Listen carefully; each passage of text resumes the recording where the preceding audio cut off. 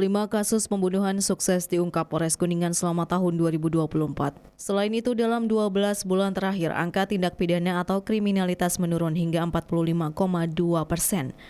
Catatan akhir ini diekspos dalam rilis akhir tahun Polres Kuningan meliputi rilis Satlantas, Satreskrim, dan Sat Narkoba.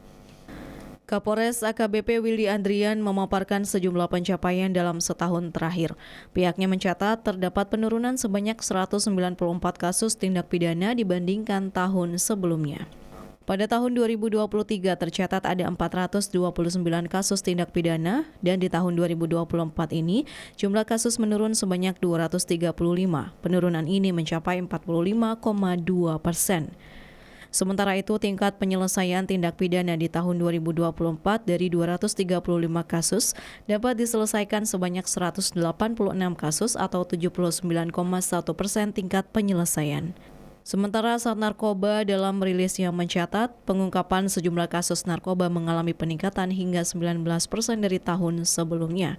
Di tahun 2024 terdapat 73 kasus dengan total penyelesaian perkara mencapai 100%.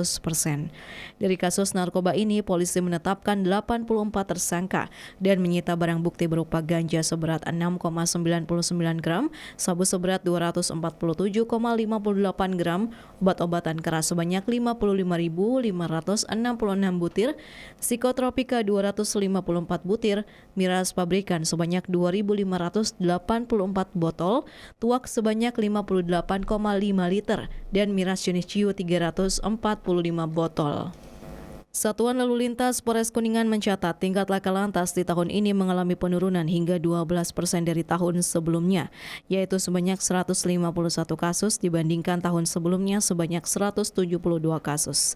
Adapun korban meninggal dunia akibat kecelakaan di tahun 2024 yaitu sebanyak 54 orang, korban luka berat sebanyak 20 orang, korban luka ringan sebanyak 220 orang, dan pelanggaran lalu lintas di tahun 2024 sebanyak 4.690 pelanggar, serta pengungkapan sejumlah kasus tabrak lari.